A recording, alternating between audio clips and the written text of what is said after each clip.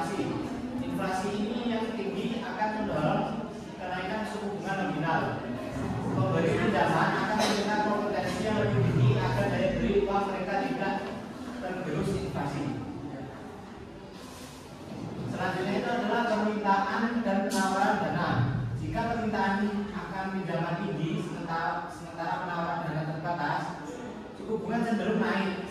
Sebaliknya, jika banyak dana yang disediakan tetapi permintaan pinjaman rendah, suku bunga akan cenderung turun. Selanjutnya itu adalah pertumbuhan ekonomi. Ekonomi yang tumbuh besar seiring diiringi dengan permintaan kredit yang tinggi dapat mendorong kenaikan suku bunga itu sendiri. Dan yang terakhir itu adalah stabilitas ekonomi dan politik. Ketidakpastian politik atau ketidakstabilan ekonomi dapat meningkatkan resiko bagi pemberi pinjaman, mendorong mereka untuk menaikkan suku bunga. Serta yang ada dua faktor lagi yang antara lain adalah suku bunga internasional, adalah suku bunga global, terutama dari negara-negara dengan ekonomi besar seperti Amerika Serikat, dapat mempengaruhi arus global pada gilirannya suku bunga di Indonesia. Dan yang terakhir itu adalah tingkat utang pemerintah. Ini tingkat utang adalah pemerintah yang tinggi dapat menyebabkan pemerintah perlu menawarkan suku bunga yang lebih tinggi pada obligasi untuk menaikkan investor yang dapat mempengaruhi suku bunga di pasar.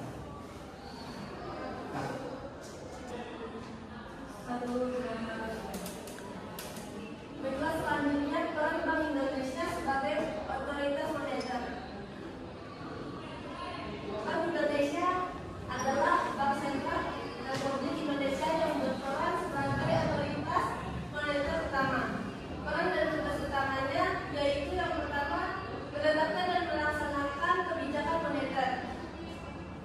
BI memiliki tujuan untuk mencapai dan memelihara kestabilan nilai rupiah, salah satunya melalui pengendalian inflasi.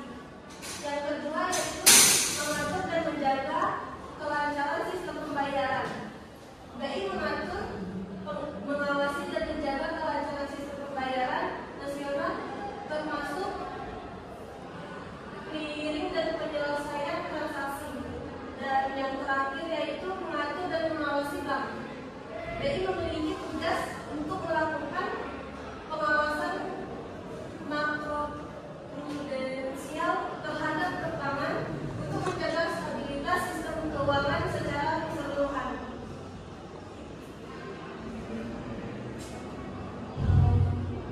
Selanjutnya, mengatur dan mengelola cadangan devisa. BI mengelola cadangan devisa negara untuk menjaga stabilitas nilai tukar rupiah dan mendukung transaksi internasional.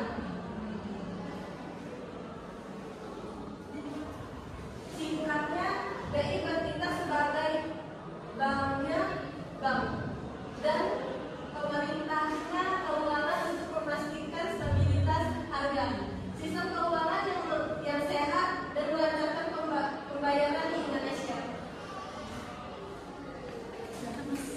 Nah, baik, di sini saya akan menjelaskan tentang dampak perubahan suku bunga terhadap konsumsi, investasi, dan tabungan.